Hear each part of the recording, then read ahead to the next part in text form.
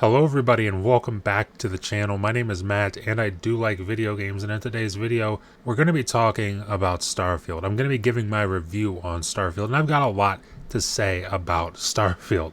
The TLDR for this video is I love the game. I absolutely love the game, but if you want to hear why I love the game, if you want to hear some of my grievances I've had with the game, stay tuned because we're going to be talking all about that in today's video, so let's get into it.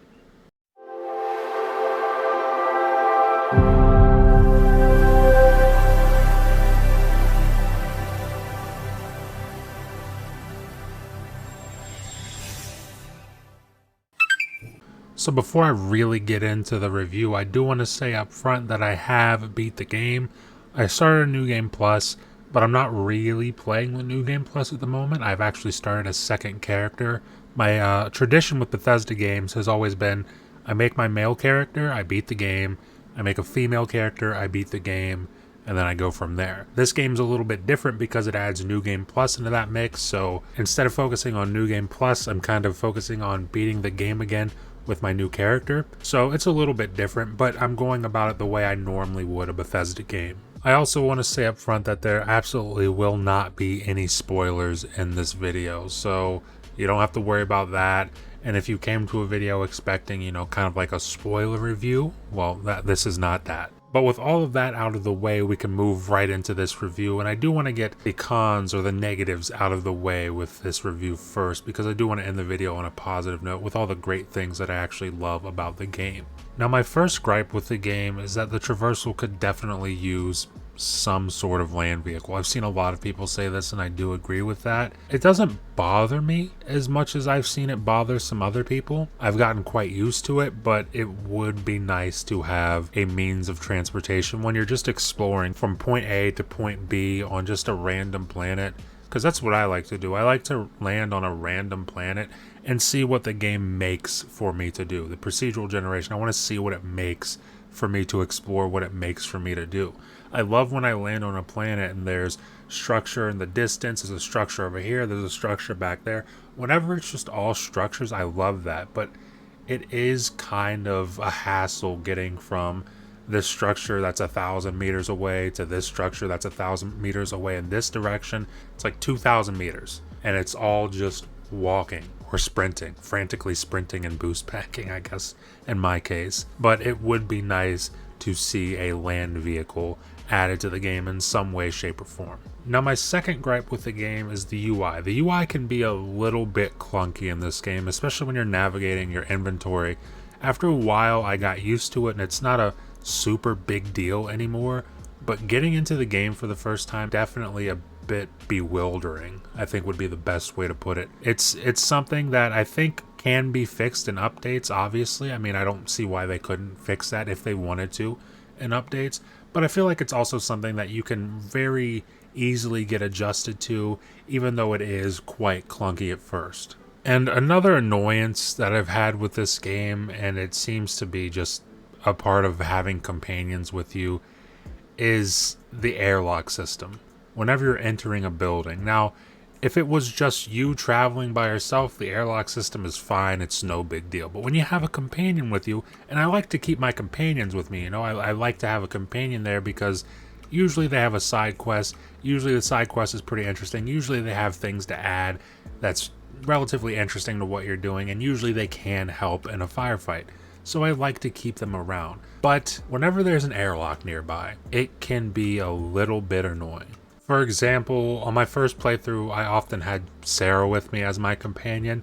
What Sarah would do would be, say I'm around the back of a base and I run around it to the front. Well, instead of following me around to the front where I'm usually going to walk in the front door of the base, what Sarah would do was walk in the back airlock of the base, walk through the base itself, and then walk through the front airlock to meet me at the front. The problem with that is that once I'm at the front of the base, I'm waiting for the door to cycle on the airlock because she's coming through it. So I've got to wait like 5 seconds, right? And 5 seconds isn't a lot of time It's not a lot of time by any means, but it's just annoying when it happens at every single base. You gotta wait an extra 5 seconds because Sarah decided to run through the base and use all the airlocks. It's not a huge deal breaker. It's nothing I'm gonna, dock points on the game for. But guys, that's my negatives for the game. I did have some issues, like I said, traversal could use some sort of land vehicle. The UI can be a bit clunky, and the whole airlock system whenever you have a companion. That can be a little bit annoying sometimes. But for the most part, I don't really have too many negatives to report about this game. Maybe I'll find some more the more I play, maybe I won't, I don't know yet. But now I want to get to the positives, and I've got a good amount of positives here. And like I said, just like my negatives, maybe I'll find more positives the more I play with this game, but so far this is what I've gotten. First up on the list is the combat. This is the best combat Bethesda's ever done, hands down. Whether you're playing at 30 FPS on console or 100 FPS on PC, combat feels fluid and responsive, and it is a definitive step up from their last outing with Fallout 4. The guns feel like they have impact, they sound fantastic, animations look nice, and that's really important for gunplay. At least I think it is. That's my personal opinion. I think the animations need to look nice when you're doing gun combat in games.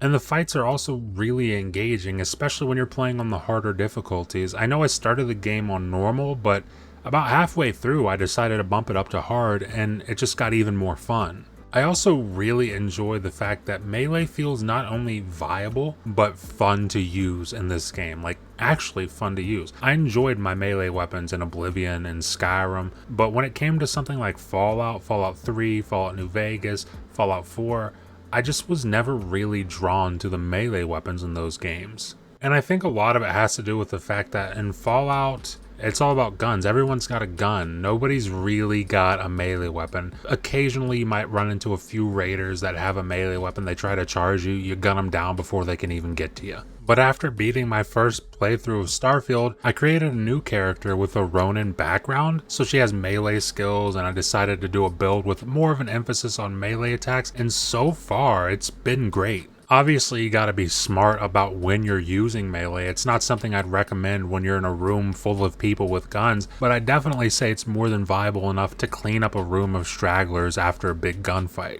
And that is something that I just never found to be the case in Fallout, or at least I never felt like it was the case in Fallout. I felt like if I pulled out a melee weapon, I was likely to get killed at any moment. But speaking about combat, I do want to shout out the ship combat as well. This is another really fun thing that I enjoyed from the game.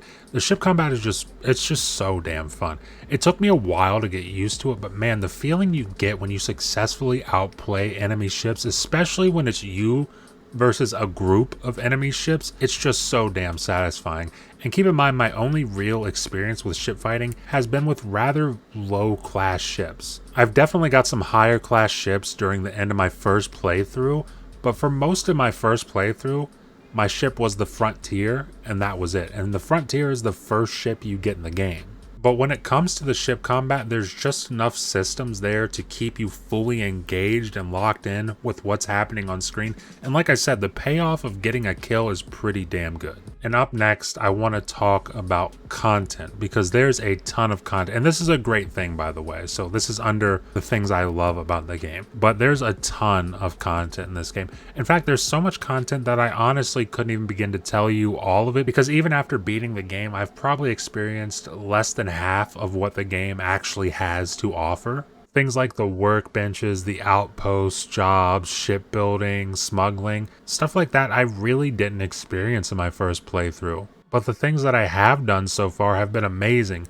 It's easy to be led somewhere new or be given a new interaction. Overhearing dialogue as you walk around city areas is like a key way that you will find side quests early on in the game. When you first get to New Atlantis, you'll hear so many people talking about so many different things, and you'll just get side quests from overhearing these people talking. And that is something that wasn't really present in Fallout 4, but it was something that I really enjoyed about Skyrim and even Oblivion, where you could just overhear things and then all of a sudden you're on a brand new quest. And speaking of side quests, let's just talk about the quests in general. The quests and the writing in this game might just be the best that Bethesda's ever done, at least in my opinion. Of course, I'm not going to be spoiling anything. I don't want to do any spoilers in this review, but I can say without a doubt that the main story of this game is not only the best main quest that Bethesda's ever done, it might be my favorite main story of any RPG ever. And yes, that does include Mass Effect. I think the story starts relatively average, kind of slow paced maybe for a lot of people, but there's a point relatively early on in the story where it goes from 0 to 100 like that. The characters are very well voice acted, and they each have a different story to tell. And out of the 4 main companions for Constellation, each one has their own side quest that you can go on. And I completed Sarah's side quest in my first playthrough, and again, no spoilers guys, but damn, that was just an amazing quest. So if you were someone that was worried about the writing or the storytelling in this game, especially after, kind of the blunder they had with Fallout 4 and how that was received, I don't think you need to worry. Drink some water. This is a phenomenal story in general, but it's something that I didn't even know Bethesda was capable of, to be quite honest. And I don't mean anything disrespectful by that. I just didn't know that they were capable of telling a story that is as impactful as the story they told in this game. I wasn't expecting it, but they did, and hats off to them because it was absolutely phenomenal. And speaking of the main story, I just want to talk briefly about this notion that I've seen a lot in reviews about this game. People saying that the game starts slow. I think that if you're turning this game on with the sole focus of only doing the main story, then I suppose it's fair to say that the game starts slow. But I just find it hard to imagine that most RPG fans play the game that way. This game starts as slow or as fast as you want it to. I've seen people say that when they started the game, it didn't really get good until about 12 hours in, which to me is insane because when I started the game, I played the very first intro part. It's like 30 minutes or whatever. You get your ship, and as soon as I got my ship, the game was all uphill from there. It was phenomenal. It started like that. And I didn't even really go to start the main story until after about 2 to 3 hours of just general exploring after getting my first ship. I think the problem that a lot of reviewers had is that they're pushing to meet a deadline, especially the people who get a copy of the game before the game is released, and you're kind of pushing to meet that embargo deadline so that you can have your review out the second embargo drops. And it is a valid concern. I mean, if I was in the same position, I would probably be doing the same thing, unfortunately. But I feel like that's a problem that reviewers have, is like they're trying to meet that deadline so they get the game and then they just mainline that main story. They just go bonkers on that story, right? And if all you're experiencing in this game is the story, then I can kind of see how you might say that it starts slow, because I do think the story kind of does start a little bit slow.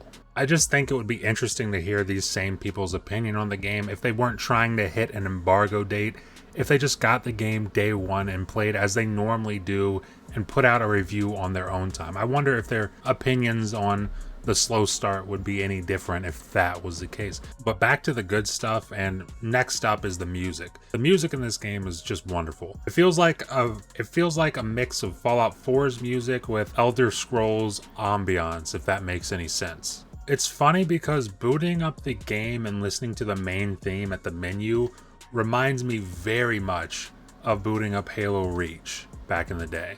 And guys, I'm not using that as an insult. Halo Reach had some banging menu music. You can definitely see the influence from Bethesda's other titles with their music, but it definitely does stand out as its own music. I mean, Fallout's music is a bit more bleak and reflects more of the post-apocalyptic nature of the game, whereas Elder Scrolls is a bit more intense. It's more chanting that reflects that medieval fantasy that Elder Scrolls is known for. But for Starfield, no matter what the situation, no matter what the music sounds like, it does sound like there's an underlying tone of hope and curiosity that comes through in the music, and it makes sense because Elder Scrolls is the fantasy game, Fallout is the post-apocalyptic game, and now Starfield is the space game, and what's more curious and hopeful than space? It's something that at some point in everyone's life we've all wondered and hoped to see, and Starfield's music does an excellent job at portraying that, and it does it while blending it well with what's on screen. When you're just exploring and it's peaceful, the music does a great job of reflecting that. But when you hit combat and things get a little bit intense, the music gets you on the edge of your seat, and that is very much appreciated. And up next on this list of things that I really, really love about Starfield is the skills menu. I absolutely love the skills menu in Starfield. There's 5 different branches of skills, but in each branch there's so many different individual skills to invest in. On my second playthrough I'm doing right now, one of the first things I invested in was my boost pack training, because once you've got that all the way up, you can literally boost pack just about anywhere. But there's also a bunch of skills that you'll be familiar with if you've played Bethesda titles before. Skills for improving efficiency of healing items, for finding more useful loot and containers, for buying and selling for more credits, for speech skills, fitness. I mean, there's tons of skills to choose from in each of these 5 categories. For me personally, I like to put all my skills into the physical, combat, and tech categories because that's kind of my focus in the game. But for some people, they might put all their skills into social or science, or maybe just go all physical. I mean, there's a ton of different ways that you can approach the game, and I genuinely think that the skills menu was one of the best parts of the game. And now the final thing that I really, really appreciate about this game, and I'm going to tie it together because it's kind of 2 things. It's the performance and the polish. And I'm talking specifically about the console version here, because PC performance can be a little bit all over the place. But on console, it's fantastic. And that's really strange to say, especially for a developer that is mainly PC focused like Bethesda, but it really does seem like consoles were the main focus for Starfield. And because of that, the PC port seems a bit lacking, while the console versions are hands down the best thing that Bethesda has ever launched on console. You can tell that the game was optimized to get every last drop that they can out of the Series X and Series S hardware. I'm someone who's racked up most of their time on Starfield on my Series S, despite having my gaming PC right there, despite having my Series X behind me back there, despite having a Steam Deck. I mean, don't play this on Steam Deck, don't do that to yourself. But despite having those options, I've spent most of my time playing Starfield on Series S. And the performance has been stellar on console. And it's strange to say that about a game that's 30 FPS, but it's all about frame pacing. It's the reason you boot up a game like Redfall on console and it feels like hot trash. Because yeah, it might be targeting 30 FPS, but the frame times are all over the place, and because of that, the game just doesn't feel responsive. It feels laggy. It feels like you're always behind what you're trying to do. But you can feel the difference when you boot up Starfield. It feels smooth. My friend Vinny said something really interesting that I really do agree with. He said it feels like the 30 FPS you would get in a game like Red Dead 2. Like, Rockstar is really good at making a game at 30 FPS and making it feel good. That's what Starfield feels like. Now, as for the polish of the game, again, it's the most polished thing that Bethesda has ever launched, and it's not a question. It's the exact opposite of Fallout 4 at launch, of Skyrim at launch, of Oblivion at launch. There is an unbelievable amount of polish here for the size and scope of this game. It would have been very easy and almost understandable for Bethesda to launch their most broken product to date with Starfield, but I can say that after playing for an entire playthrough, I've experienced maybe a handful of bugs, and certainly none of those bugs were game breaking. It was more of the silly stuff you expect from a Bethesda game, like Sarah's face would disappear for a split second, you would just see eyes and a mouth and some floating hair or something like that. But it was silly stuff like that. It was never anything game breaking. I'm on my second playthrough right now, and I've yet to run into a bug where I need to reload an old save because it ruined my game or something.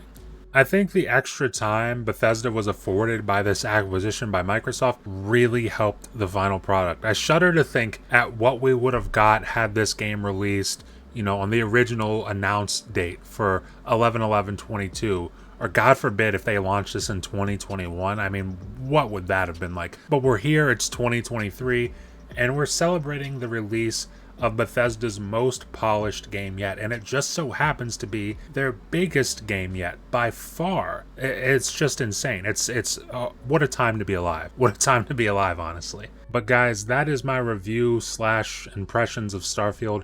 After beating the game, I feel like I've only just really started, and there's so much more for me to discover with the game, but the overall point here is that Bethesda absolutely delivered with this game. We all know Bethesda is a great RPG developer, but what I didn't expect from them is to be able to tell a story that was as impactful as Starfield's story was. I didn't know that Bethesda had that in them, honestly. It's one of the best feelings in video games when, as a fan, you've been waiting for something for so long, you finally get it, and it's everything you wanted it to be. It is everything you wanted it to be. And of course, like I said, I pointed out some cons with the game, some negatives. It's not a perfect game, but the game literally is everything I wanted it to be. It's always been kind of difficult for me to give, a numbered score on a game or rate it on some sort of relative scale, but I feel very confident giving Starfield a 9 out of 10. And I say that with a gut feeling that that number will likely go up the more that I play of it. So I think the game does have its shortcomings, but the many things that it does well, like many things, it does those things so well that I'm able to overlook a few little grievances here and there that I might have with the game. But leave a comment down below, let me know how you guys feel about the game. Leave a like if you like the video, and if you're enjoying this kind of content and you want to stay up to date with it going forward over here on the channel, the best way to do that is consider subscribing, consider ringing that notification bell, because that helps you stay up to date with everything that happens over here on the channel, and it helps promote me in the algorithm, helps push the videos out to more people, and I really, really do appreciate that. And with that being said, thank you for watching, and I will see you in the next video.